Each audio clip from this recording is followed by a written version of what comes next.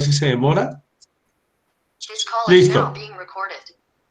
Listo. Bueno, entonces muy buenas noches a todos. Bienvenidos. De verdad es un gozo, como lo decíamos, poder contar con no solamente con el invitado esta noche, sino con cada uno de ustedes. Vamos a seguir adorando, aprendiendo de Dios. Y como les decía el Paz, tenemos un invitado muy especial. Es un invitado que yo lo he escuchado hablar aproximadamente hace más de 2 años.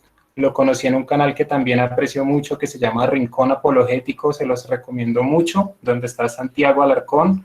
Y luego de eso empecé a escuchar a Carlos en otras ponencias. Él también ha tenido debates en universidades. Él se llama Carlos Enrique Rodríguez.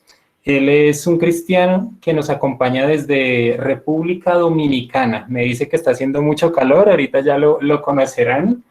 ¿Qué les puedo decir de él? Él es un hombre que ama a Dios con todo su corazón, que ha dispuesto sus años desde que ha nacido de nuevo. Me comentaba también aprender mucho la palabra. Apologista, recordemos que el término apologista es aquel que defiende la fe. Y él no solamente ha estudiado en la parte de teología, sino que por la misericordia del Señor, él ha podido estudiar otras ramas. Entre esas está la filosofía, la ciencia de la religión, y también el pensamiento crítico en la universidad. Yo por aquí tenía, pero es que el nombre es difícil, qué pena, de Edimburgo, de la Universidad de Edimburgo. Y además también tiene un certificado de pensamiento científico por la UNAM, que es la Universidad Autónoma de México. Tiene otros estudios, pero yo creo que con eso ya podemos darnos cuenta que es una persona preparada, que ama al Señor, y hoy vamos a tocar un tema muy interesante. Antes de tocar ese tema, yo quisiera, Carlos, ya si quieres yo aquí interrumpo como tal la presentación, si quieres poner tu cámara web. Los demás les pido por favor que nos mantengamos en mute, y al final vamos a tener un espacio de preguntas y respuestas. Entonces, Carlos, nuevamente, de verdad es un placer estar aquí contigo. Muchas gracias por haber aceptado nuestra invitación. ¿Cómo te encuentras? Amén, Dios te bendiga, Andrés. Para mí es un placer y siempre va a ser un privilegio tener espacios para compartir y hablar acerca de Dios y su palabra. Para mí no hay privilegio más grande que ese. No somos dignos, merecedores de su amor y su misericordia. Más aún, luego de ser rescatado, de poder hablar de la grandeza de Dios y las cosas que ha hecho en nuestra vida. Gracias, Carlos. Si quieres contarnos algo de ti, cuántos años tienes, si estás casado, cuéntanos algo de Bueno, ti sí. para que te conozcamos un poquito más. Bueno, soy de República Dominicana.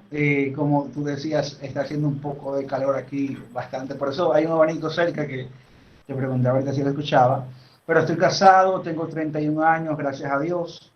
¿Qué puedo decir? Me encanta, me apasiona hablar acerca de Dios, poder colaborar y servir en mi iglesia local y en el cuerpo de Cristo en general. Para mí es una de las cosas más, vamos a decir, más satisfactorias que hay, y saber que puedo ser útil para el cuerpo de Jesucristo, para la obra de Dios, y que Dios me ha bendecido con muchas cosas que pueden ayudar a otras personas. Para mí es un privilegio y yo me gozo y disfruto de eso bastante. Por eso estoy aquí con ustedes. O sea, esa es la muestra más grande de estar aquí con ustedes en este espacio. Debo decir que felicitar la iniciativa que ustedes tuvieron de estudiar y estudiar lo más grande que hay, que es Dios, porque el mismo Jesucristo dijo en Juan 17:3 que la vida eterna consiste en conocer a Dios. Entonces, mientras más conocemos de Dios, mientras más estudiamos a Dios, más contemplamos, más anhelamos esa vida eterna que consiste en conocerle a Él, que no hay nada más maravilloso que eso.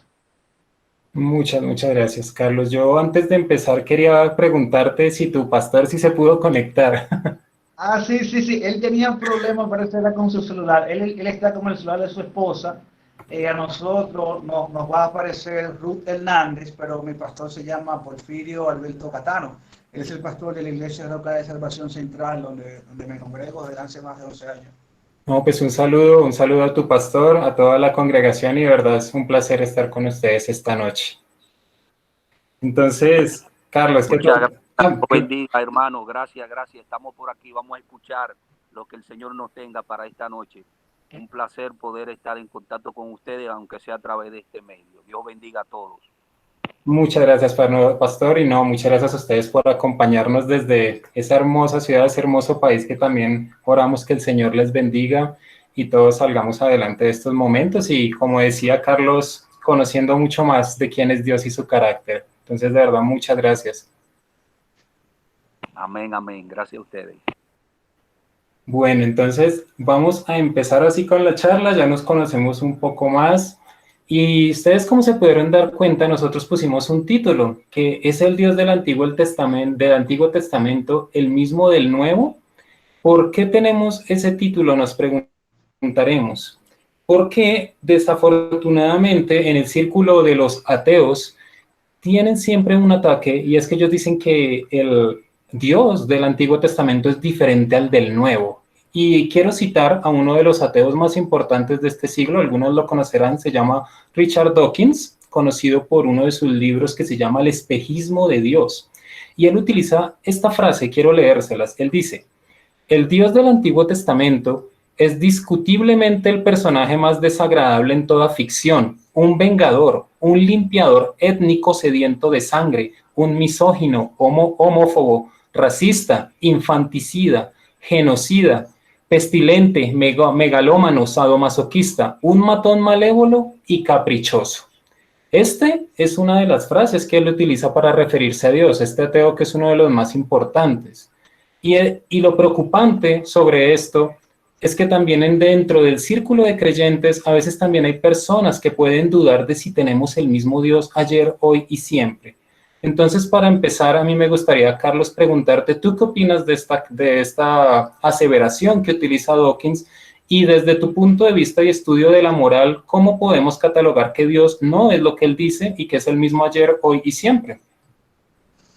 Amén, fíjate, esa idea ellos la toman mayormente al leer el pasaje del Antiguo Testamento y al tratar de entender esos pasajes, donde podemos ver que se desarrollan guerras, se desarrollan leyes que ellos conocen o entienden que son leyes muy opresivas, que son misóginas, maltratan a la mujer, incitan a la violencia y un sinnúmero de cosas. Entonces ellos, basados en eso, hacen ese tipo de afirmaciones. Fíjate cómo él está acusando a Dios de ser un malvado, un misógino, alguien sediento de sangre.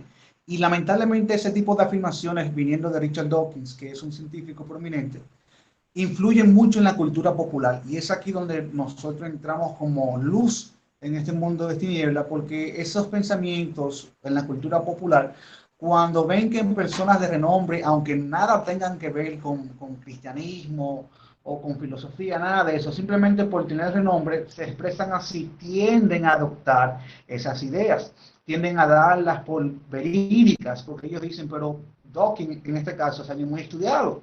Si él dice eso de Dios, debe ser verdad. Y peor aún es cuando en nuestras iglesias, nuestros jóvenes que asisten a institutos o universidades a estudiar cualquier carrera, se encuentran con este tipo de pensamiento o ideas que se repiten de un lado para otro, la absorben, tienden a creer estas cosas. Y lo que nosotros tenemos que hacer es lo que nos manda el texto bíblico, 1 de Pedro 3:15, de estar siempre preparado para presentar razón de nuestra esperanza, tanto para el que la demande, o hacer lo que dice Judas, de que tenemos que contender ardientemente por nuestra fe. Nosotros creemos en un cuerpo de doctrina, que creemos en la persona de Jesucristo como Dios encarnado que se ha levantado entre los muertos, y creemos todo esto porque el Espíritu nos da testimonio de ello, y luego porque sabemos que es verdad, o sea, todo esto es verdadero. Entonces, con todo lo que Dawkins ha dicho, él simplemente ha cometido un error que muchos cristianos también cometemos o cometimos una vez en nuestra vida. ¿Qué sucede? La Biblia no es un libro escrito en el siglo XXI en un lenguaje occidental del siglo XXI. No es un libro ni dominicano, ni es un libro colombiano. Es un libro que se escribió hace más de 3.000, 4.000 años en Oriente, no en Occidente, donde había una cultura muy diferente, donde tal vez las expresiones que se usaban no significaban lo mismo que significan para nosotros hoy. Hay un sinnúmero de aspectos que Dawkins como no es ni erudito en historia, ni arqueología, ni nada de eso, ignora y pasa por alto. Entonces, lo primero que tengo que decir es que la afirmación es falsa, es lo primero. Lo segundo es que desde la filosofía se sabe, aún por filósofos que no son creyentes, que son ateos, se sabe que si Dios es, o sea, lo voy a poner desde la parte interrogativa o la parte escéptica, de existir Dios, o la mejor explicación para valores y deberes morales objetivos es que Dios exista. Esto lo sostienen los filósofos y éticos que ni siquiera son creyentes, que incluso muchos de ellos, para evitar la conclusión de que Dios existe, han negado que exista una moral objetiva. ¿A qué me refiero con una moral objetiva? Me refiero a valores y deberes que no dependen de nuestro parecer y nuestros gustos, que son válidos y vinculantes, aún nosotros no creamos en ellos. Por ejemplo, sabemos que matar es malo porque realmente es malo. Nosotros no decimos que matar es malo porque queremos que sea malo, no. A eso me refiero con una moral objetiva. Y la acusación de Dawkins no tiene sentido si Dios no existe. O sea, llamar a Dios malvado en ausencia de una moral objetiva, en ausencia de una fuente para esa moral, es algo hasta ilógico. Entonces, para la acusación de Dawkins tener sentido, Dios debe de existir. O sea, tiene que existir un Dios que diga esto es bueno y esto es malo, para lo que él diga tenga sentido, porque si no existiese, ni siquiera todo lo que él mencionó acerca de Dios tuviese sentido, porque pudiésemos haber dicho, ok, Dawkins dicen que Dios es malo. ¿Malo con relación a qué? O sea, ¿te parece que Dios es un asesino? ¿Quién dice que asesinar es malo? Ahora, necesitamos de una moral objetiva que solamente se puede sustentar si Dios existe para poder acusar a Dios de malo, que eso es lo paradójico. Tal vez el tiempo no me daría para desarrollar mucho el tema de la moral objetiva, pero en resumen, cuando hablamos de una moral objetiva, hablamos de que existe un estándar, existe un fundamento por el cual nosotros nos guiamos de que algo es bueno y algo es malo. En este caso, ya demostrado de muchas formas, ese fundamento únicamente puede ser un Dios perfectamente moral, como el Dios que describe la Biblia. Perfecto, perfecto, Carlos, entendido totalmente. O sea que para que nosotros hablemos de lo que yo llamaría también el argumento moral, necesitamos una moral más allá de lo que el ser humano puede desarrollar. Y por llegar a eso tiene que ser Dios. Porque efectivamente lo que tú dices, si yo digo matar es malo, no es suficientemente convincente a menos que haya una moral más alta que lo esté diciendo, porque si no yo podrá colocar mis propias reglas, ¿cierto? Es ahí donde Dawkins está fallando. La moral de Dios va más allá de lo que nosotros pensemos. Claro, no solamente, no solamente esta parte, sino para que nuestro juicio moral tenga sentido, la moral no puede basarse en nuestro parecer, en lo que nosotros digamos. Vamos a suponer que todo el mundo se puso de acuerdo de que 2 más 2 es 5. Y que eso es verdad porque todo el mundo se puso de acuerdo. Vamos a suponer que aparece uno que dice que no, que 2 más 2 es 3. ¿Cuál de los dos está equivocado? En ausencia de una verdad objetiva que diga que 2 más 2 es 4, no podemos saber cuál de los dos está en lo correcto y no podemos saber cuál de los dos está equivocado. Eso pasa con la moral. Si todos nosotros como seres humanos, los 600.000 millones más de seres humanos que existen, decimos que matar es malo porque nosotros lo decidimos, no deja de ser un punto de vista. Ahora, cuando decimos que es realmente malo y que el que lo haga está haciendo algo incorrecto, tenemos que apelar a algo más allá de nosotros, una fuente externa de nuestro parecer, de nuestro sentir, de nuestros gustos, y esta fuente tiene que ser objetiva, tiene que ser personal, porque la moral son características personales y tiene que ser perfectamente buena, característica que solamente el Dios que describe la Biblia tiene. Entonces, para que lo que diga Dawkins y lo que dice Sam Harris y un sinnúmero más de críticos del cristianismo que dicen que Dios es malo, para que ellos digan tenga sentido, primero tiene que existir una moral objetiva y segundo, esa moral objetiva solamente puede existir si un Dios perfectamente bueno como el que describe la Biblia existe. Que es lo paradójico, o sea, ellos están atacando a un Dios haciendo juicios morales y para que eso tenga sentido, ese Dios tiene que existir. Perfecto, no, yo creo que ya aquí hemos construido el primer punto. Para saber si Dios es bueno o malo, necesitamos saber lo que es bueno o malo, y para saber eso necesitamos un ente superior a lo que nosotros consideremos que es Dios. Entonces yo creo que aquí ya el argumento moral lo resumimos muy bien y podemos pasar efectivamente al punto que yo quería tratar contigo. Entonces ya Dawkins dice eso, los demás que tú conoces como Sam Harris, que son ateos fervientes en contra de Dios, Entonces, cuando ellos dicen que Dios es malo, ellos empiezan a nombrar efectivamente esos pasajes difíciles, tal vez de lectura del Antiguo Testamento.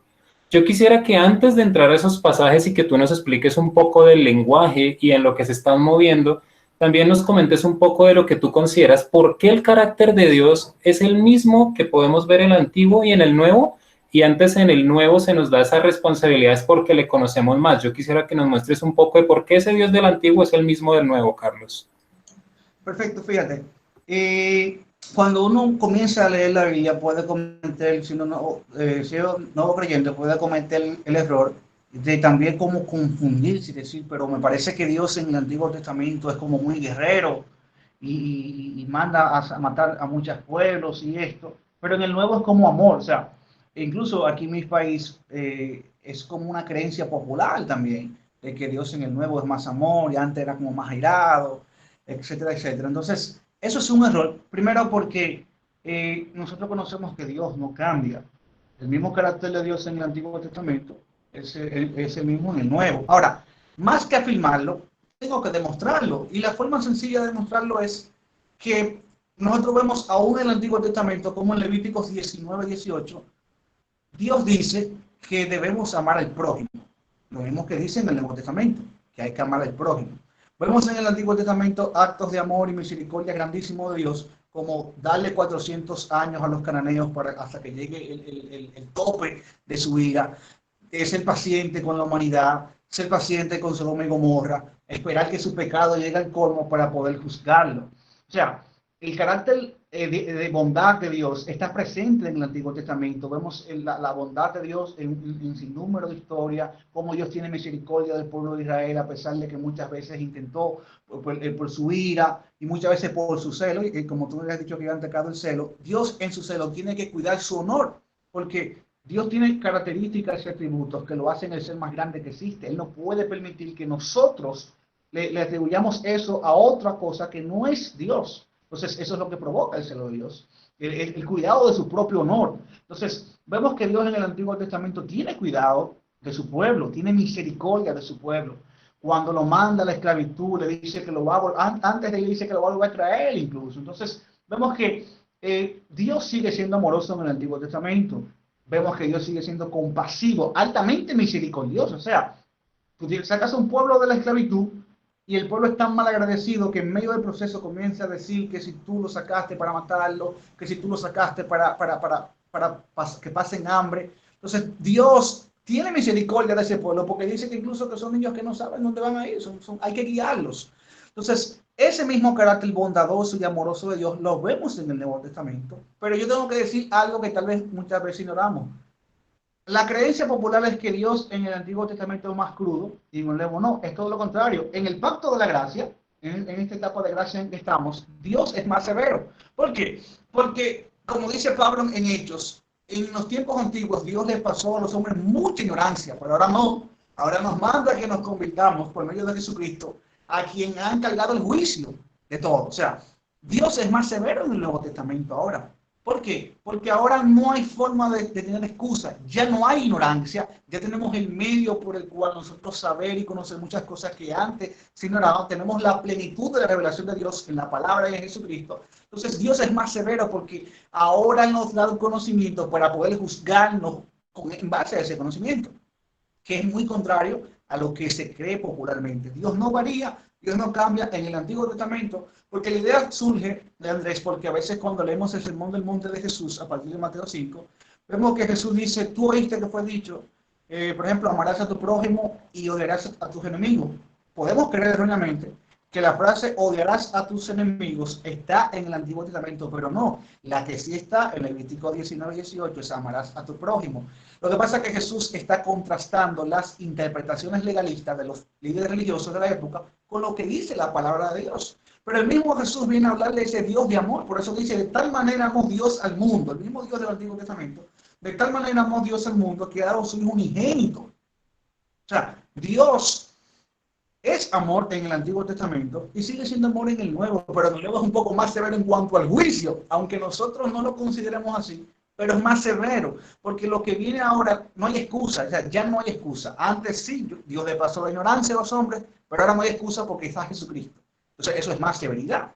Entonces, puede surgir la idea al leer ciertos pasajes del Antiguo Testamento, pasajes de guerra, ciertas leyes, donde por cualquier cosa prácticamente te tocaba la muerte.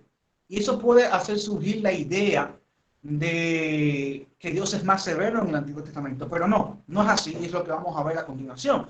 Recuerden que yo le decía que la Biblia no es un libro colombiano del siglo XXI, que se escribió en un lenguaje colombiano. Los elementos de salvación son totalmente claros, o sea, nosotros tenemos que convertirlo a Cristo, porque somos condenados eternamente a la separación de Dios por el pecado, pero Cristo vino a salvarnos y a librarnos de eso. Eso está claro. Pero hay elementos que son un poco más difíciles de entender por cuestiones culturales. Por ejemplo, en Lucas 9:26, usted va a encontrar cuando Jesús dice que el que no odia a su padre y a su madre no es digno de él. Y yo le pregunto a cualquiera de ustedes, y yo estoy seguro que ninguno de ustedes odia a su padre y a su madre. Pero Jesús lo dice literalmente.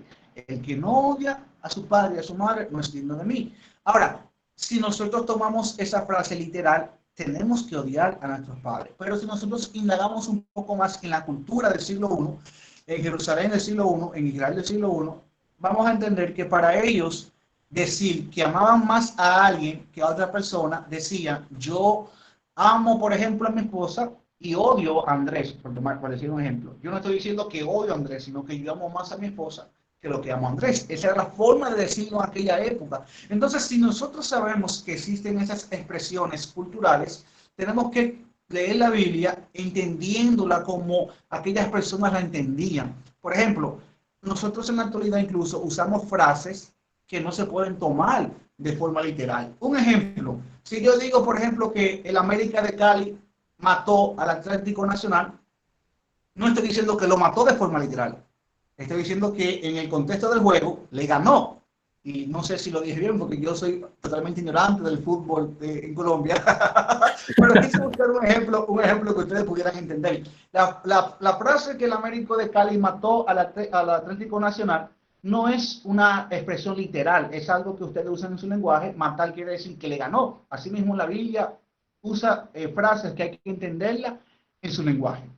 Si entramos en el Antiguo Testamento, por ejemplo, para dar un caso rápido, vemos leyes donde se aplica lo que se conoce como la pena capital. Y muchas de esas leyes, son 16, para ser exactos, son 16 casos donde se aplica la pena capital.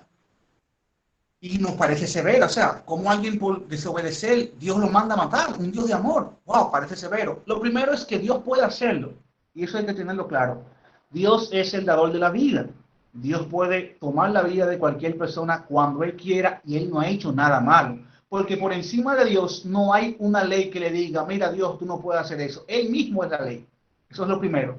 Lo segundo es que muchas de esas leyes que se dio el pueblo de Israel no se entendían como nosotros lo entendemos actualmente. Me explico. Estas leyes, por ejemplo, dice un experto en la materia, en el corpus legal del antiguo cercano oriente, Raymond Westbrook, él nos explica que en el antiguo cercano oriente, donde se escribe la Biblia, existía la costumbre de los juristas, por ejemplo, mi pastor estudió leyes aquí en República Dominicana, los juristas y lo que tenían que ver con esta materia, a la hora de hacer leyes, ¿qué ellos hacían? Ellos ponían un castigo tan severo para que la gente entendiera la gravedad del asunto, pero no era que el castigo se llevaba a cabo. Entonces, en ese renglón cabe las leyes del Antiguo Testamento cuando por robar, por ejemplo, te decían que había que matarte.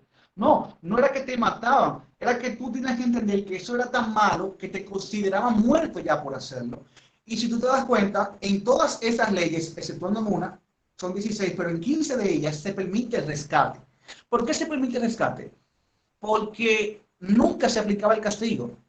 Tú infringías la ley, te tocaba la muerte, pero no se infringía no te castigaban con la muerte porque por rescate tú pagabas una remuneración económica para ser librado del castigo, pero nunca se aplicaba el castigo. El castigo era simplemente para que nosotros nos creemos la idea de lo grave del delito. Y eso hacían los juristas y los encargados de las leyes en la época de la Biblia en el antiguo cercano oriente. Y aún así podemos seguir viendo más elementos en cuanto a las leyes y más cosas que no sé si tú deseas tocarlos por partes, Andrés, o prefieres que continúe hablando de las leyes del Antiguo Testamento. No, vamos súper bien. O sea, este tema es demasiado interesante porque son cosas que se nos pasan a nosotros. Yo me pongo también en el lugar que tú nos pones en cuanto al lenguaje y eso yo creo que es una de las primeras reglas que debemos tener, ¿cierto? Leer la Biblia en su contexto y con su contexto histórico, porque yo te pongo ese ejemplo, digamos, de los equipos, pero en cuanto a una frase que utilizamos tal vez aquí en Bogotá, que es un poco fea, pero le decimos a la gente, bueno, yo no, los más jóvenes le dicen perro a los amigos. Entonces imagínate que yo pongo en una carta, entonces este perro hizo tal cosa y dentro de 2000 años alguien la lee y piensa que verdad ese perro me mandó un mensaje de texto o algo así. Dicen, uy, en el año 2020 los perros hablaban. Nosotros, como tú Claro, claro. dices, necesitamos ir al contexto histórico, ver cómo era ese lenguaje que ellos utilizaban y así poder entender mucho más. Mira que esto de las leyes es muy interesante porque apenas nosotros leemos muerte, pensamos que murió, pero sí, no leemos su contexto porque es que se nos dice que para esas leyes hay una manera de que esa persona efectivamente no perdiera la vida. El mismo contexto nos lo dice. Si quieres, Carlos, síguenos comentando esto y luego yo te hago un par de preguntas sobre otro tema que yo sé que hay unas inquietudes en muchos de los cristianos, que es cuando dice, ay, pero ¿por qué mandó a matar hasta el último niño? Pero para eso podemos ir ahorita más adelante. Si quieres, síguenos, que está muy interesante lo que nos comentas. Amén, amén. Siguiendo con el lenguaje, por ejemplo, yo aquí usábamos una frase hace unos años atrás, que es muy probable que incluso la nueva generación de jóvenes dominicanos no la comprenda. Cuando aquí llegaba la energía eléctrica, nosotros decíamos, llegó Mejía, pero alguien, por ejemplo, de Colombia que me escuche diciendo eso, no entiende qué significa la frase llegó Mejía. Pero llegó Mejía era una forma de decir que llegó la luz. Y eso tiene su origen en que aquí había una empresa que se encarga de la organización de la distribución de la energía, la CDEE. Un encargado de ello una vez era un señor llamado Mejía y nosotros decíamos, o se decía, que Mejía, cuando quería que se fuera luz en el país, bajaba un switch. Aquí le decimos un switch bueno, un switch, sí, no se veía como le decían allá, pero nosotros decíamos eso. Entonces cuando llegaba la luz decíamos llegó Mejía, o sea, llegó la luz, pero son frases de mi país que aún en regiones en la actualidad puede ser que la gente la desconozca y es por eso entender o comprender la importancia de nosotros trasladarnos, hacer el viaje. Yo repito, los elementos de salvación, todo lo que tiene que ver con salvación en el Evangelio está bastante claro. Eso es sencillo, eso es universal, eso lo puede entender cualquier persona sin complicación. Pero curiosamente los elementos que traen problemas en la Biblia o que pueden afectar nuestra susceptibilidad moral son un poco más complicados y se deben a elementos de cultura. No son la misma cultura. Por ejemplo, cuando se habla de testigos, eso tiene un origen. ¿Por qué testigo? O conocer. Usted lee en la Biblia, por ejemplo, que tal personaje conoció a su esposa, pero conocer no es hola, ¿cómo tú estás? Es allegarse de forma sexual. Incluso usted ve en caso de Sodoma y Gomorra, cuando la población pide que saquen a los varones, los ángeles, para ellos conocerlo. Ellos querían violarlo prácticamente. Entonces es la importancia de conocer las expresiones en su contexto. Continuando con las leyes, te decía que una de las acusaciones que se le hace al Antiguo Testamento o a Dios, aún dentro del cristianismo, un sector liberal, es que como un Dios de amor puede ordenar esas cosas. Pero esas dificultades desaparecen cuando nosotros entendemos que en la cultura era una forma de expresar lo terrible del castigo y no el castigo en sí. El castigo no se predicaba, exceptuando en una ocasión que era cuando la persona sí asesinaba a alguien. Ahí no se aceptaba rescate. Pero para todos los casos de pena capital sí se aceptaba rescate. Y el rescate es lo que te da a entender, como lo practicaban todas las culturas, lo practicaban los sumerios, los babilonios, te da a entender que el castigo no era literal. Porque como dice el mismo Westbrook y J.J. Frankenstein, ellos dicen que si fuese literal no tuviera sentido, porque en Sumeria al médico que se le moría el paciente le cortaban las manos. Entonces tú dirás, pero si hay ese castigo para esa práctica, nadie debería ser médico. Y es todo lo contrario, había muchos médicos en Sumeria, aunque la profesión principal en Sumeria antigua era el del escriba, era lo más llamativo. Pero eso pasa con las leyes, aún con leyes que nosotros consideramos como que pueden estar en contra de la mujer o abusar de la mujer. Por ejemplo, el caso del hombre que encontraba a la mujer en el campo. Algunos dicen, pero ¿por qué el castigo para la mujer? No, no, no. O sea, son distintas leyes de diferentes contextos. Si era una violación, castigaban al hombre. Pero si era algo en consenso, el castigo era para los dos. Entonces, el problema es que no leer en contexto trae ese tipo de problema. Aún en la historia del cristianismo, nosotros tenemos en el siglo II un caso de un hereje. Dios, acabo de olvidar el nombre, no recuerdo si es Celso, no recuerdo perfectamente. Creo que es Celso. No, no es Celso. Un cristiano en el siglo II, él se encontró que Dios en el Antiguo Testamento era muy severo y que no podía ser el Padre de Jesús. Entonces, ¿qué él dijo? Él dijo, el Antiguo Testamento no es inspirado. Y solamente es inspirado, de nuevo, las cartas de Pablo y Lucas. Él decía que el Dios del Antiguo Testamento es un Dios inferior al cual se le conocía en filosofía como demiurgo. Y eso era por no entender estos elementos. Qué pena te interrumpo, Carlos. ¿Estarás hablando de Marción? Sí, gracias, Marción. Se me olvidó. El marcionismo es una herejía. Y es por eso, porque él entendía en base a que esto era demasiado duro para él comprenderlo desde su punto de vista. Él decía que no, el Antiguo Testamento no puede ser inspirado, no puede ser palabra de Dios, y solamente el Nuevo, las cartas de Pablo y Lucas, son los textos inspirados. Y de eso trata incluso el marcionismo. Pero fíjate que en principio la intención de Marción no era mala del todo, aunque sí es una herejía. Y lamentablemente él se convirtió en un hereje. ¿Por qué? Porque él quería como defender esas acusaciones en contra de Dios, que se basan en el Antiguo Testamento, tal como tú leíste la de Dawkins y muchas otras más que nosotros conocemos, que usan el Antiguo Testamento para atacar la integridad de Dios y denigrar el cristianismo, llamándolo de un sinnúmero de cosas.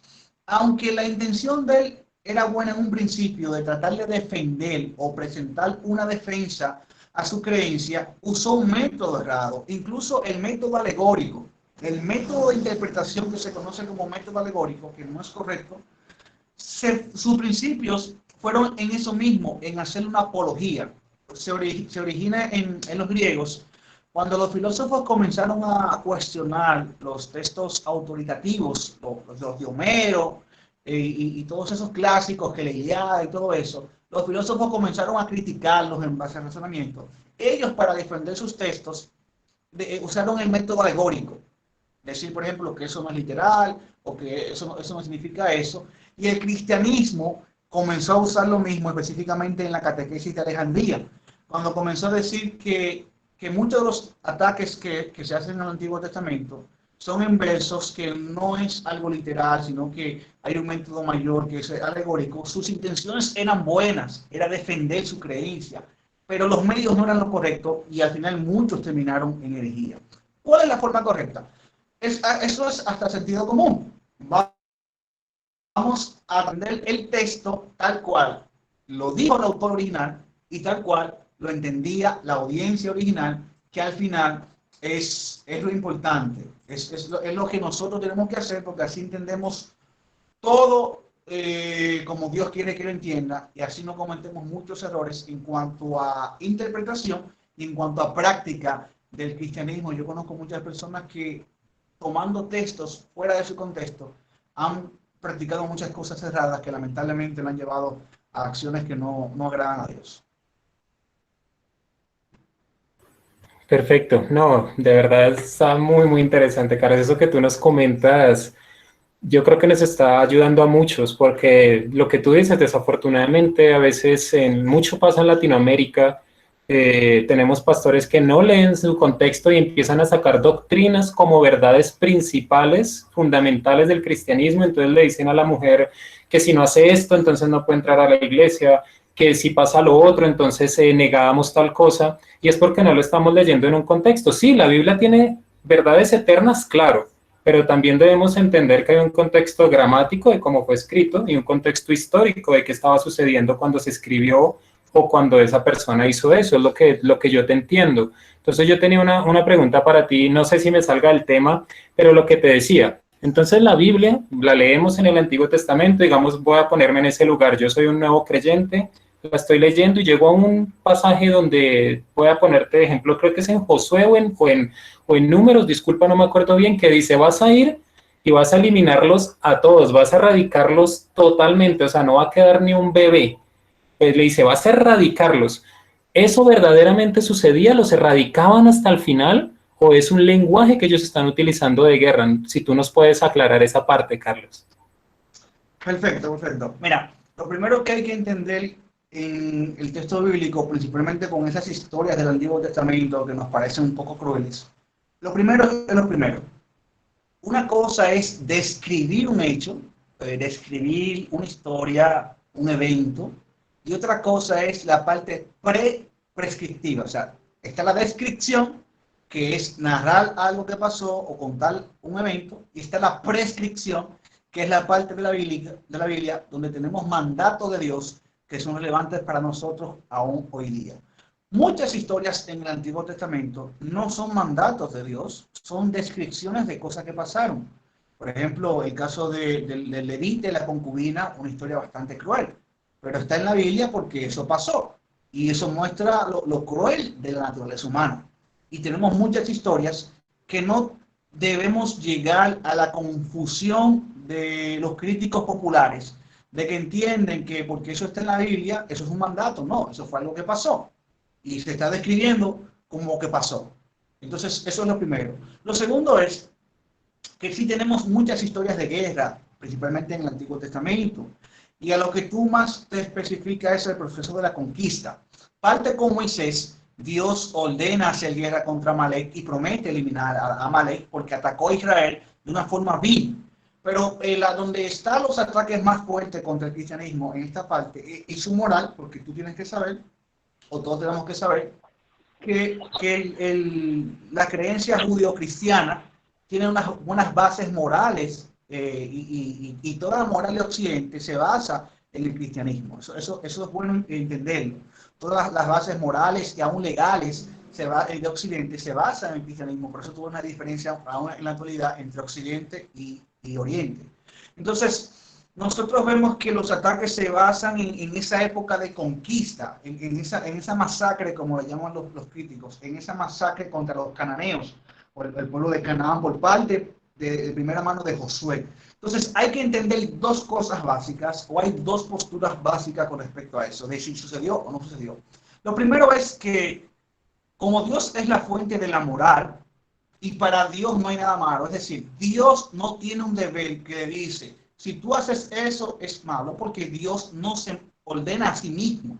Dios puede hacer un sinnúmero de cosas que nosotros no podemos hacer y aún para nosotros son malos, porque Él es Dios y nosotros no. Y Él es la fuente de esa norma moral. Él sí tiene prerrogativa de hacer eso.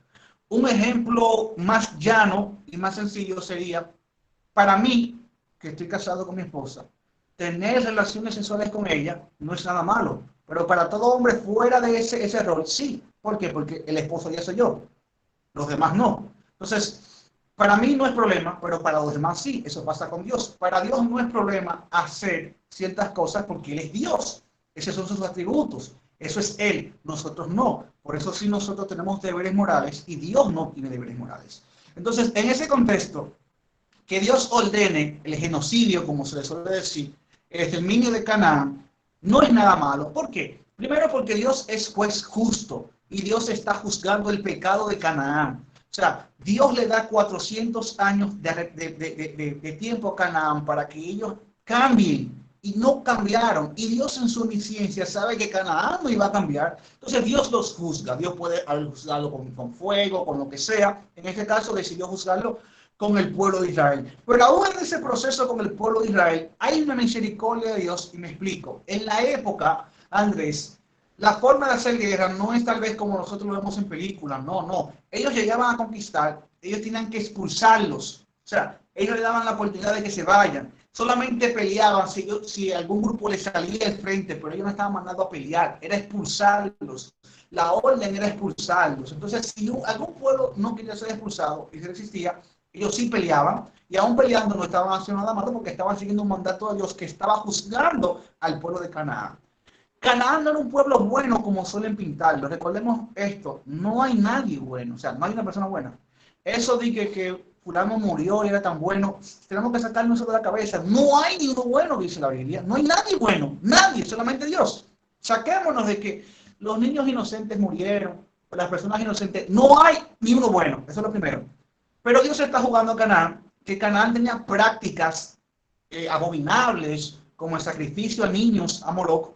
Tenía prácticas donde se burlaban de Jehová, o sea, se burlaban del Dios bíblico, ellos se burlaban, y había una forma de compararlo como algo que caía a una letrina. O sea, aquí la reputación de Dios estaba en juego, y Dios lo juzga, pero aún en su juicio hay esta misericordia de que le da la oportunidad de que se vayan, y el que se quedó a pelear, lamentablemente murió, pero le da la oportunidad de que se vaya. Entonces, si Dios ordenó realmente esos asesinatos, no hay ningún problema con eso. Dios tiene la facultad moral para hacerlo, y el pueblo que lo hace no está haciendo malo porque está cumpliendo un mandato de Dios en ese momento. Ahora, es bueno aclarar algo, eso es un mandato para ese tiempo, pero a nadie puede decir hoy, Dios me dijo que vaya y haga guerra contra el país. ¿Por qué? Porque ahora, como Jesús dijo, todo el juicio está en manos de Él. Ya no hay un mandato a nadie para que vaya a enjuiciar a nadie. Eso lo hacía Dios en el Antiguo Testamento. Dios usaba instrumentos y muchas veces usó de instrumento hasta por los paganos como Ciro. Lo usó Dios como instrumento en un momento para castigar el mismo Israel. Pero en la actualidad ya eso no pasa. Y ahora Jesucristo dijo que todo el juicio se le ha entregado a Él y va a haber un momento para ejecutar el juicio. Ahora, si nosotros nos vamos al texto y leemos las pistas que el mismo texto nos da, nosotros encontramos, Andrés, que tenemos que decir que el 80%, si no el 90% de muchas de esas cosas son más lenguaje hiperbólico que real. ¿Por qué yo digo eso? Yo estoy diciendo algo que supongo o algo que me parece bien, o tal vez cometiendo un error como cometieron muchos cristianos en la antigüedad, con intención genuina de defender su fe, pero con medios cerrados. No, yo no estoy haciendo eso. Esto es simplemente un análisis del texto. Por ejemplo, usted se va a Josué capítulo 10. Recordemos que la conquista se narra bien en Josué y Jueces. Josué capítulo 10, versos 38 al 40.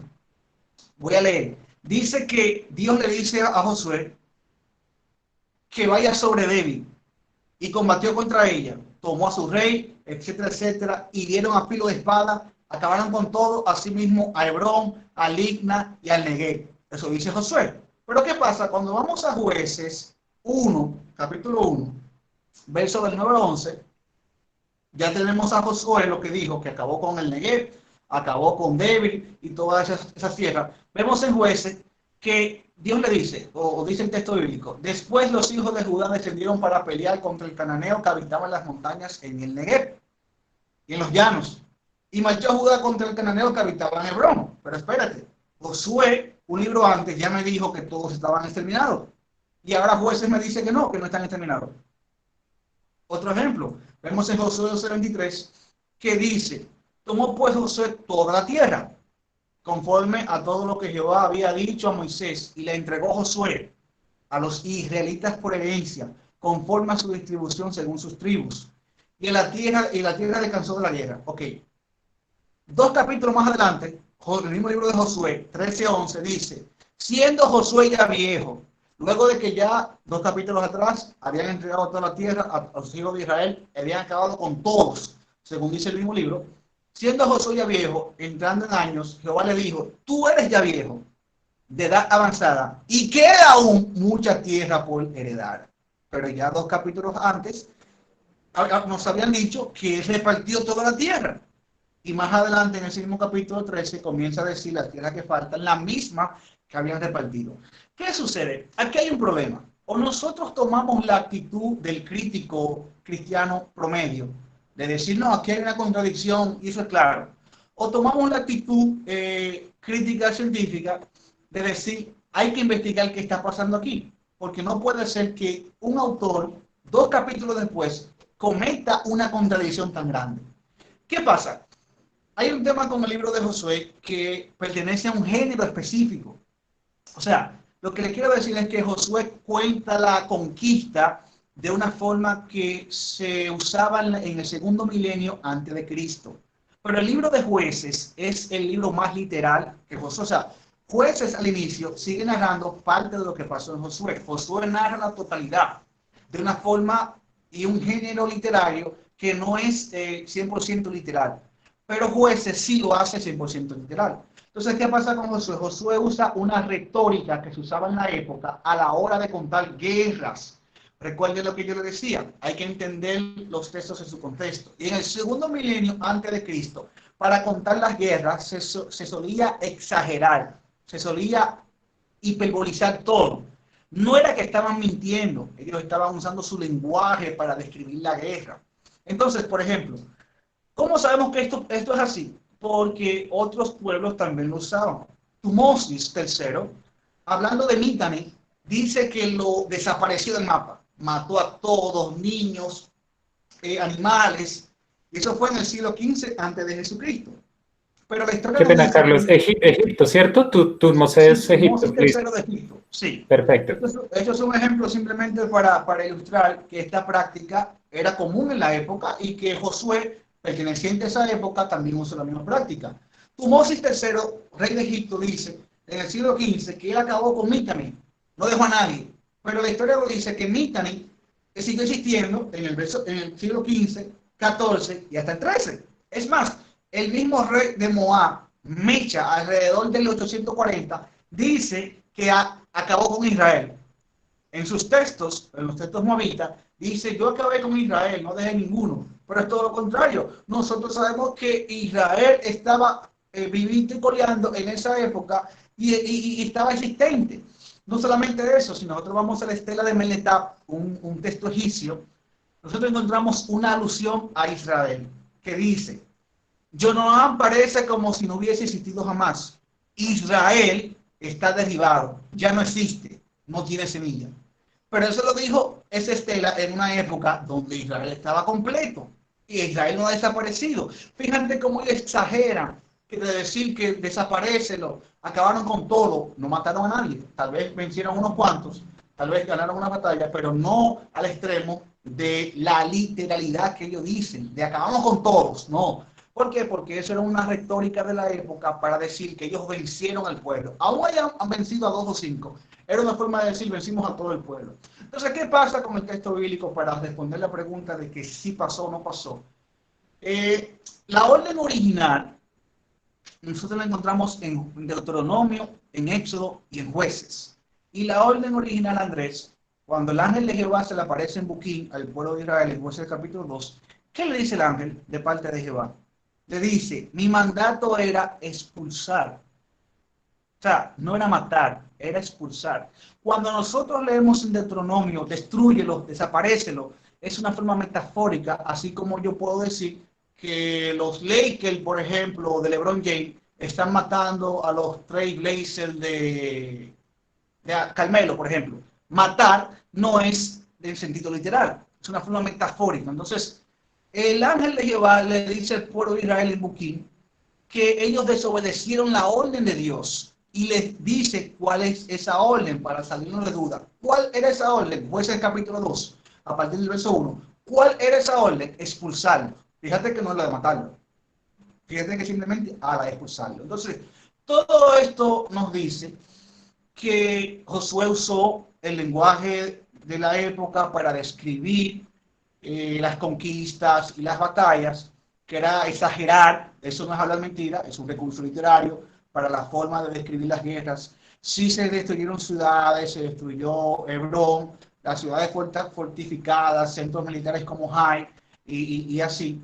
Pero la mayoría de la conquista de Canaán y muchas otras guerras que se narran son exageraciones.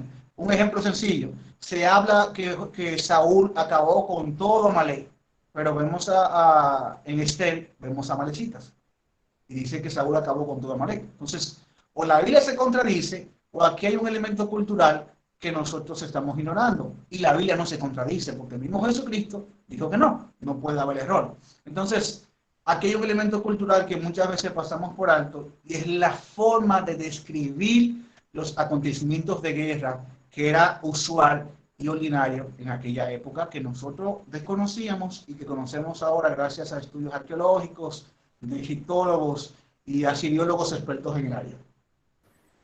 No, tremendo, tremendo, Carlos, de verdad. Gracias por, por eso, porque es increíble. A veces se nos olvida todo eso que estaba sucediendo y cómo hablaban ellos. Y claro, nosotros empezamos a literarizar todo y recordemos que hay diferentes géneros en la palabra de Dios. Y eso que tú nombras de Josué es muy interesante porque sí, cuando nosotros leemos Josué es un lenguaje totalmente diferente a Jueces, es un lenguaje de campeón, de demostrar cómo fue que él conquistó sobre lo que ya Dios le había dado y utiliza ese lenguaje. Y lo que tú dices es cierto, uno lo lee y dice que radicó, pero luego aparece en otro libro de la Biblia y es por lo que tú nos dices, porque es que ellos hablan así, pero están echando a las personas y los que se quedan es, me imagino que a luchar es el ejército y los que querían quedarse, ¿cierto? Los demás eran, váyanse, los expulsamos o sufran las consecuencias porque Dios nos ha dado esta tierra. No sé si entiendo correctamente.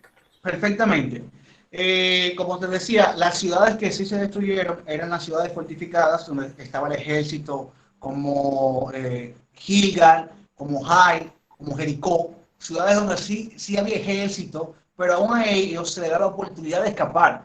Se destruyen los centros militares de Canaán y en las guerras no estaban niños ni mujeres. O sea, aún el pueblo de Canaán, a sus hijos y mujeres, el protocolo era decirle, váyanse, escapen por sus vidas y nosotros peleamos, lo que se queden a pelear.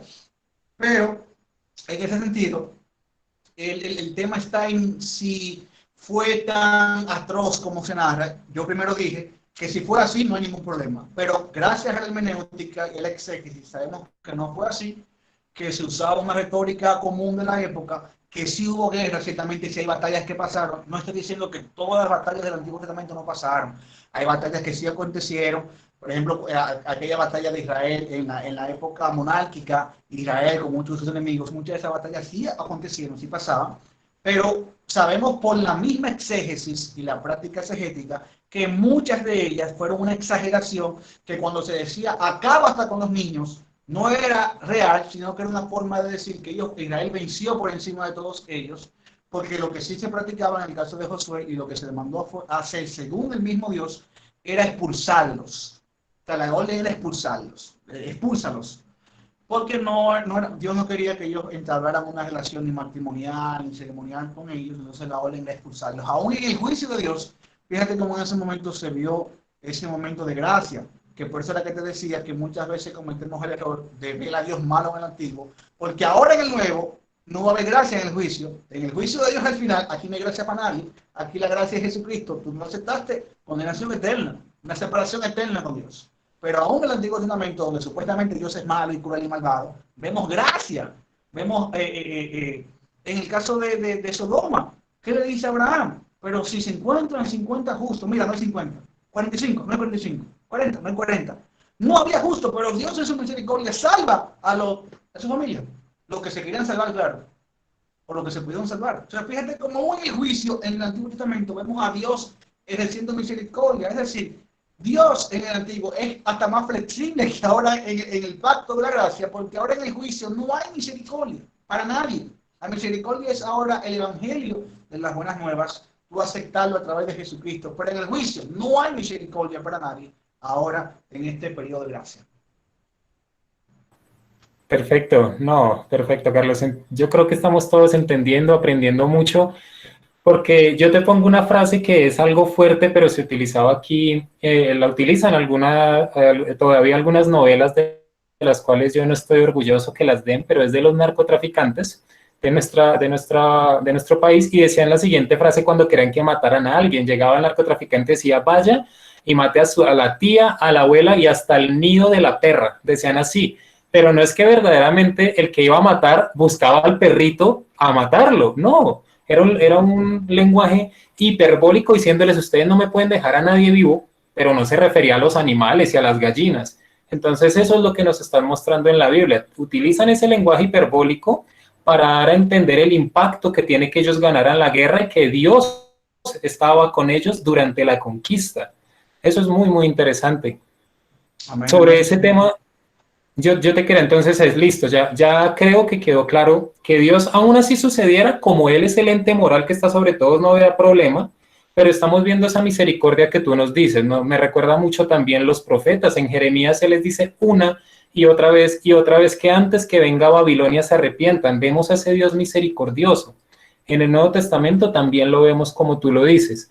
En cuanto al carácter de la justicia de Dios, entonces, Carlos, yo te quería preguntar, lo que sucedía no era malo en sí mismo, porque Dios es la justicia en sí misma, ¿cierto? Así Claro. sucediera o sucediera de otra manera. No, claro, claro. O sea, por eso te digo que uno puede tomar cualquiera de las dos posiciones, pero exegéticamente la segunda posición es la más acertada. Pero aún, digamos que no era nada hiperbólico y que todo esto pasó como pasó. O sea, es la justicia de Dios, es Dios juzgando el pecado. Y esto nos hace ver la gravedad del pecado ante Dios, cómo Dios lo ve. Da un tiempo para arrepentirse, da un tiempo para que las personas recapaciten, no aceptan, vamos a juzgar, o sea, es para que nosotros tengamos una idea de cómo Dios ve el pecado, qué tan desagradable es el pecado ante Dios, que tiene que actuar justamente, porque vuelvo y caigo en la parte de que, ay, los inocentes cananeos o los niños cananeos, no, no, no, o sea, aún vamos a decir que todo aconteció de forma literal, aún mueran los niños, hubo gracia de parte de Dios, yo soy de las personas que creen, como dijo Jesús, que los niños en su inocencia les pertenece el reino.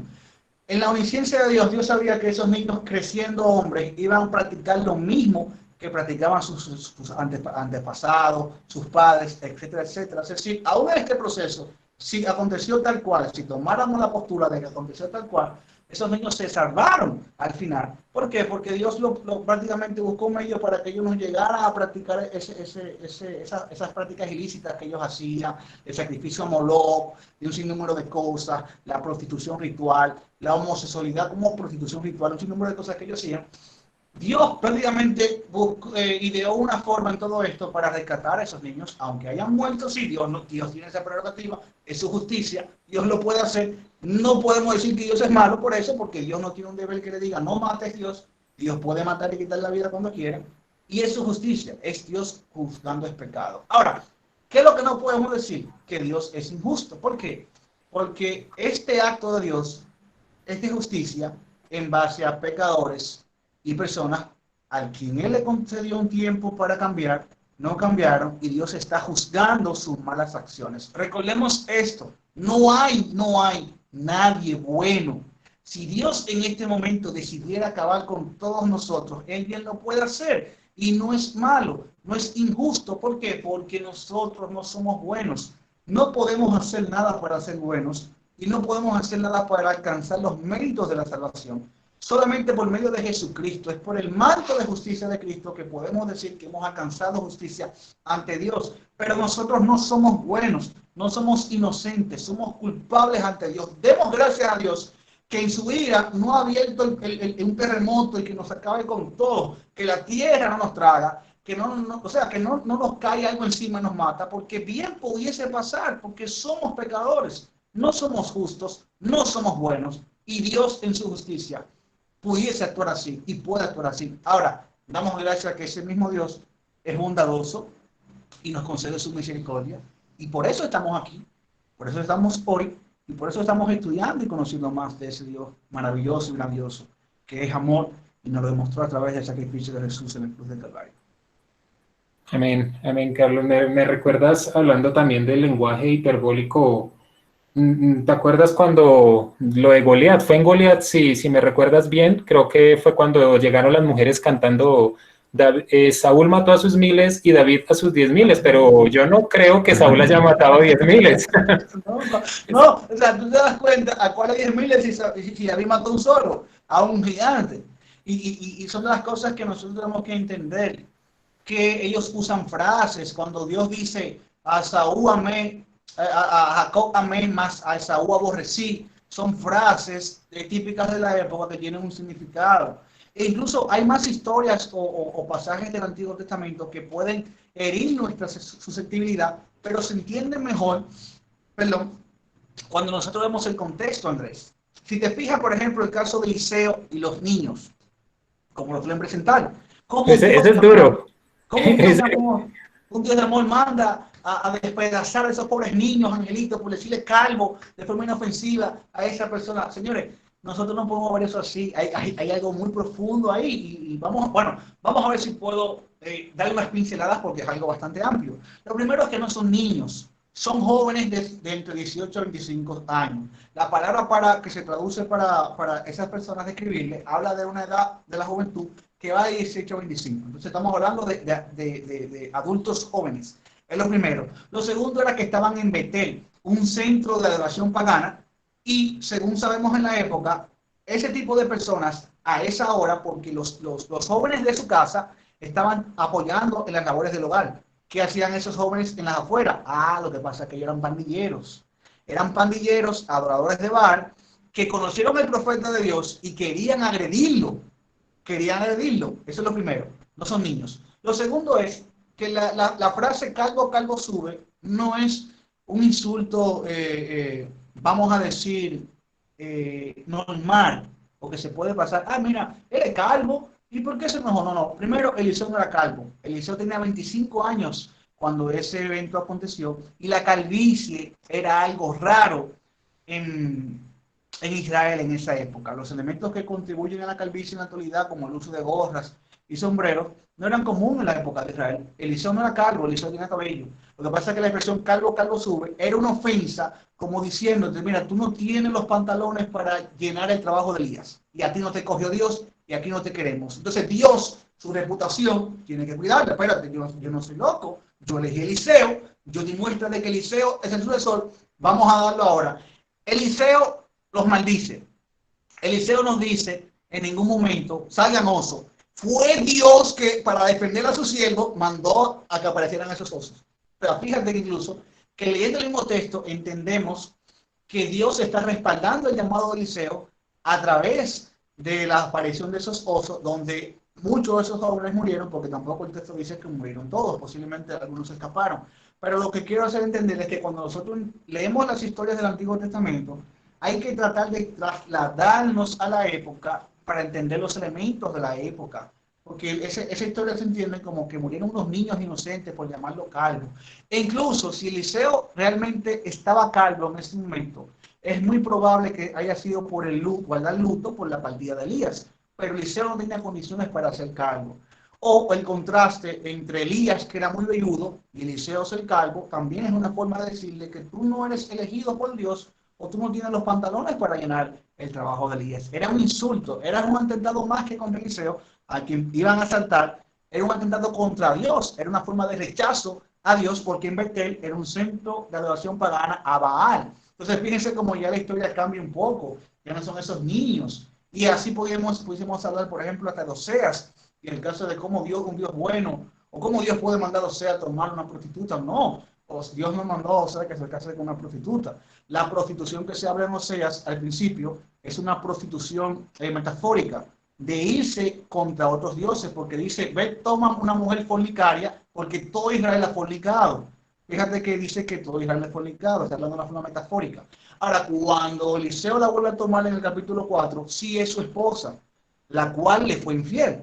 Y era una forma de Dios hacer ver, así como él sacó a Israel virgen y se casó con él, y le fue infiel, aún así Dios sigue amando a su pueblo que le es infiel. Entonces, cuando nosotros entendemos todos estos elementos en su contexto cultural, muchas de esas dudas o preocupaciones suelen desaparecer. Por eso es la importancia de leer su texto en su contexto, entender eso, que aunque la Biblia es la palabra de Dios y su mensaje es claro, es un mensaje que se dio en épocas y generaciones muy diferentes a la nuestra, cuya cultura no es la misma.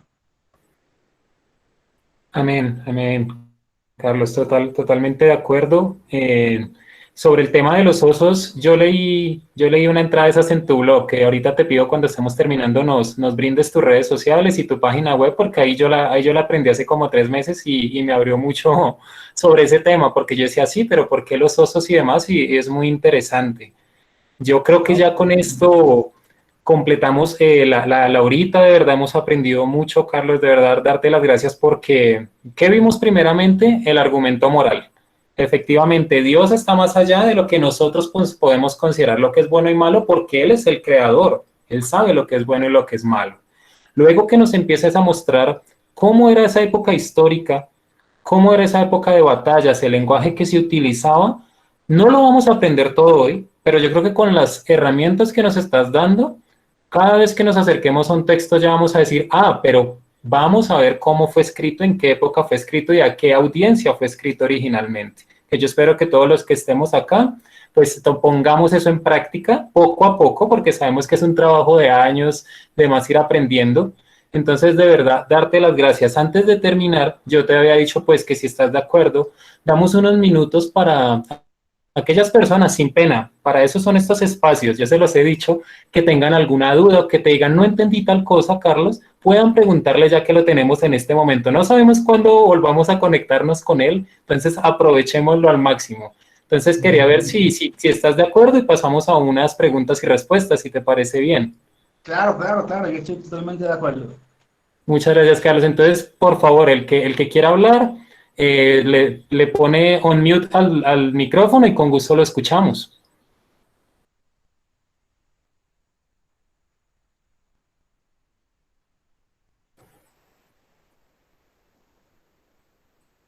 No. Hola, muy buenas noches.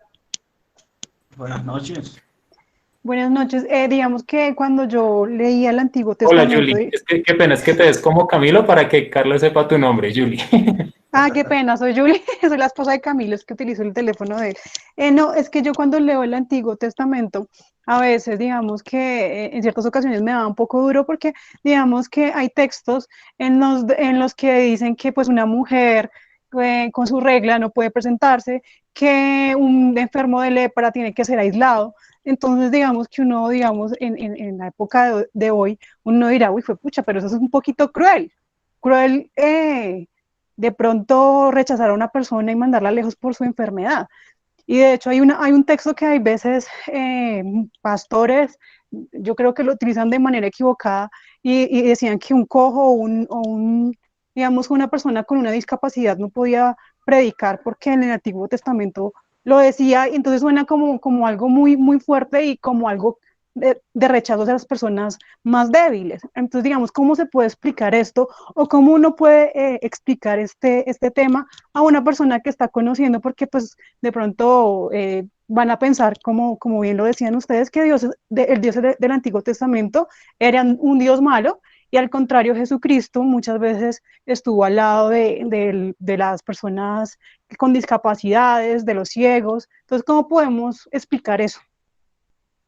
Mira, me parece que tu pregunta es bastante buena. Yo diría que una de las mejores que me han hecho en toda mi vida. Lo primero es que el cristianismo en general, la creencia judío-cristiana, eso incluye el Antiguo Testamento, la Biblia hebrea, es inclusiva, o sea, incluye a los desamparados, los débiles, aún esos cojos y esas personas en el sacerdocio de la tribu de Leví que no tenían defectos, que no podían ejercer el sacerdocio, tenían acceso a alimentos y a muchos privilegios por sus condiciones. Los pobres eran alimentados en los sacrificios que se hacían en el Antiguo Testamento con animales, no se desperdiciaba, todo eso se comía.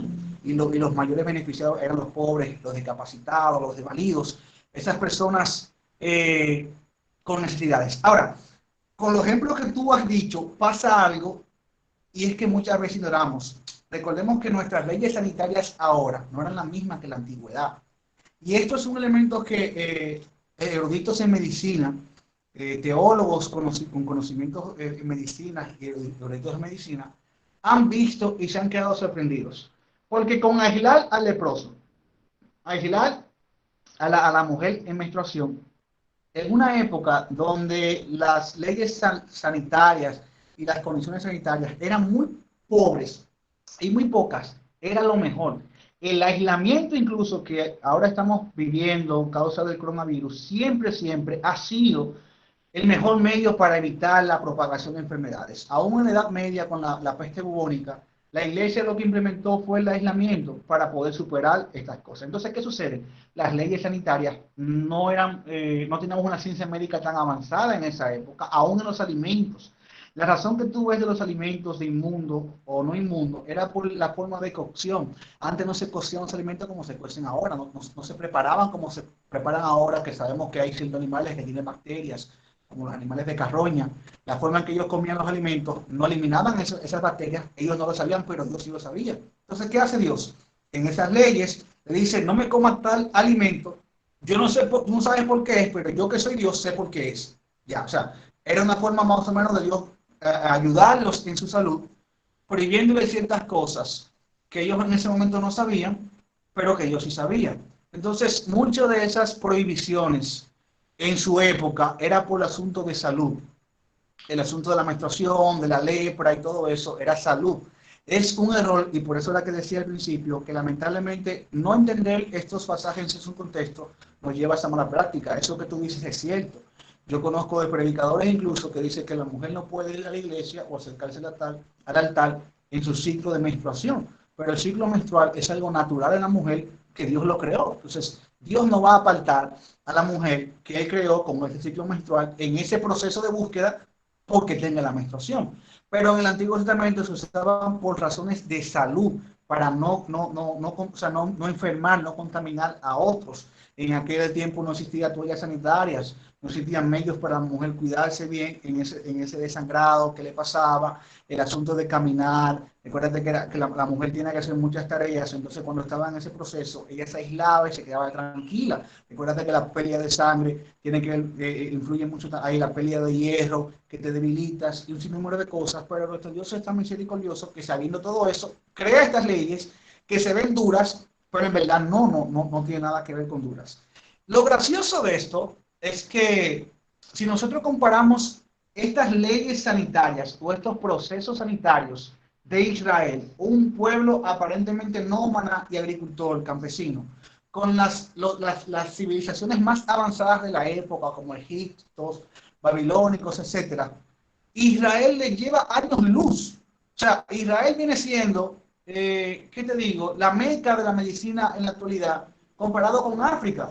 ¿Por qué? Porque tú sabes, bueno, te voy a decir cómo los egipcios en sus textos que hemos encontrado de medicina, te voy a decir cómo ellos curaban las enfermedades. Eran con sangre y excremento de murciélago, de animales, así era que ellos lo hacían. Es más, hay una anécdota graciosa que surge en este círculo de egiptólogos, y es que ellos decían en ese texto que encontraron en egipcio de medicina, que la cura para el niño cuando llora mucho, el niño recién nacido, era excremento de murciélago. Así cualquiera se calla, o sea, así cualquiera deja de llorar con ese excremento. Entonces, esta es la forma de explicarlo, entendiendo que todas esas leyes o todos esos procesos de aislamiento eran procesos sanitarios que Dios le daba a ellos.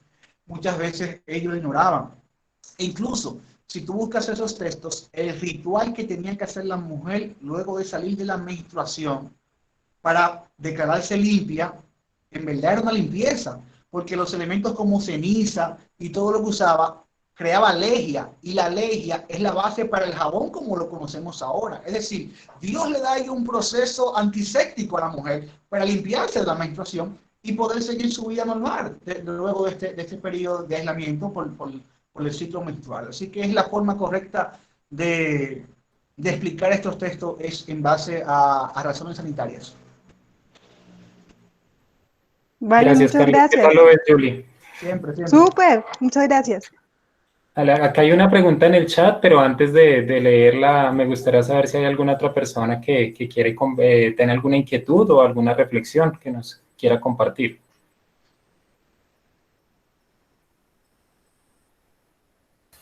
Buenas noches. Buenas. Suni, buenas noches. Suni. Le doy muchas gracias, un estudio muy bonito, muy completo, y lo que yo creo y pienso es que Dios es el mismo ayer, hoy y por siempre. De hecho, si lo trataron pues como duro, como malo en el antiguo, pero vemos que su amor es infinito y su amor es grande para nosotros y su misericordia. Y Él nos ama, y eso es lo que yo entendí. No importa lo que piensen, sabemos que Dios nos ama y fue tanto su amor que entregó a su Hijo por nosotros. Muchísimas gracias por ese estudio tan bonito. El Señor los bendiga. Amén. Amén. Muchas gracias a ti. Muchas gracias, Suni. Muchas gracias a todos. Yo quiero leer lo que nos preguntan en el chat. Tal vez yo aquí respondo y si algo tú me complementas. Carlos, nos preguntan lo siguiente. Dice, muchas gracias, Felipe. Carlos, las traducciones de la Biblia, ejemplo, traducción al lenguaje actual, nos ayudan bastante en cuanto al lenguaje, pero en cuanto a qué contexto o audiencia, no tanto. Sí, efectivamente nosotros tenemos que tener algo claro. Hay tres métodos de traducción básicos cuando estamos hablando de la palabra de Dios. El primero se le conoce como el método de equivalencia formal o literal. Ese es el que consiste de palabra por palabra. O sea, ellos no se van a molestar en que tú como hispanohablante lo comprendas, sino van palabra por palabra, como es la traducción, la BTX.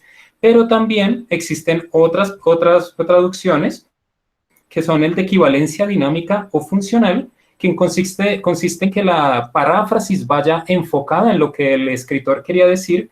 Y por último, el método de equivalencia óptima, el cual consiste en que la traducción que sustenta el texto original, pero a la vez procura presentar el mensaje de una forma clara. Esas traducciones que tú dices son muy buenas desde mi punto de vista, la lenguaje actual, la NTV, porque están utilizando el tercer método. Ellos están utilizando ese método de equivalencia óptima o dinámica para hacernos entender mucho más. Ya efectivamente el contexto o audiencia, lo que yo te podría recomendar a ti y a todos es que con el tiempo tomen alguna Biblia de estudio o alguna Biblia que sea, se me fue el nombre, permítanme las interlineales, qué pena, a veces se me dan los nombres, las interlineales, porque ahí vas a ver el texto en su idioma original y una traducción no solamente de una, sino hasta a veces tres traducciones de diferentes eruditos. Entonces eso también te va a ayudar mucho a entender más los textos, acompañado de también, como Carlos tal vez nos diga otros nombres, pero de algunos libros de historiadores, de papirólogos, de gente que se ha dedicado toda su vida a entender ese lenguaje y que nos puede ayudar a entenderlo mucho más. No sé si quieras complementar algo, Carlos, sobre eso. No, perfecto, es así como tú dices, o sea, ese es el tipo dependiendo del tipo de traducción que se vaya a hacer, va a tener un impacto en la traducción, como él dice, un lenguaje sencillo, un lenguaje un poco más complejo. Pero añadiendo a los recursos que pudiesen buscar, existen comentarios al contexto cultural. También hay un comentario, bueno, la editorial del Mundo Hispano tiene dos comentarios, uno al antiguo y uno al nuevo. El nuevo es la traducción al español de la obra de Craig Keener, un experto en esa área. Tremendo. Y el antiguo incluye a tres autores. Creo que entre ellos está un erudito muy bueno del Antiguo Testamento. Ahora mismo no recuerdo el nombre, pero hay comentarios al contexto cultural que también ayudan a ver qué significaba tal verso para la época o qué quiere decir tal verso. Es una forma también de ampliar el contexto y de seguir creciendo en cuanto a esa parte para entender perfectamente lo que quiso decir el autor y lo que pudo entender la audiencia original o lo que Dios permitió que se entendiera en ese momento. Amén. No, entonces leerte el de Julián, que nos da muchas gracias, se tuvo que retirar. Un saludo a Julián, gracias por acompañarnos. Mi hermana Edilma también nos dice que muchas gracias por ese estudio y que eso de los niños, ella sí la afectaba mucho porque ella decía que Dios parecía cruel, pero que ya con esto pues lo entiende mucho más. Entonces, muchas gracias. Sí, yo contento con que justamente la parte que ella tenía problemas, haberla podido aclarar en esta noche. Por eso que te decía que es uno de los más privilegios que he podido tener, de poder colaborar, ayudar a los demás, tal vez a salir de alguna duda, alguna inquietud, y eso para mí es gratificante. Si tú, Carlos, nos quieres, por favor, en un minutico, lo que te tome, compartirnos un poco de tu ministerio, de la página que tienes, dónde podemos buscar esos artículos que yo he leído que te decía ahorita para los demás, por favor, y de tu iglesia también, donde te congregas.